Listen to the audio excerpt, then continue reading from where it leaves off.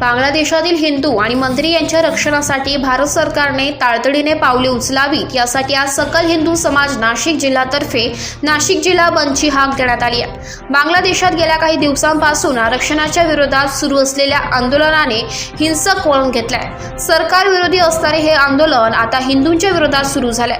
बांगलादेशात अनेक ठिकाणी हिंदूंना लक्ष्य करण्यात आलंय। या गोष्टीमुळे तेथील अल्पसंख्याक हिंदूंमध्ये प्रचंड भीतीचे वातावरण आहे। या संदर्भात नाशिक जिल्हा येथील सर्व हिंदू संघटना, राजकीय पक्ष आणि हिंदू नागरिक यांनी एकजुटीने सकल हिंदू समाज नाशिक जिल्ह्याच्या वतीने आज संपूर्ण नाशिक बंदची हाक दिली आहे। या बंदला नाशिकमधून भरभरून प्रतिसाद मिळाल्याची दिसून आलाय। नाशिक शहरातील मुख्य बाजारपेठ, main road, Shalimar, MG road, Sarda circle, Dwarka परिसर अशा अनेक परिसरात कडकडीत बंद दिसून आला। यावेळी पोलिसांचा चोख बंदोबस्त बघायला मिळाला। स्टार वन महाराष्ट्र न्यूज साठी प्रतिनिधी इरफान पठाण, नाशिक।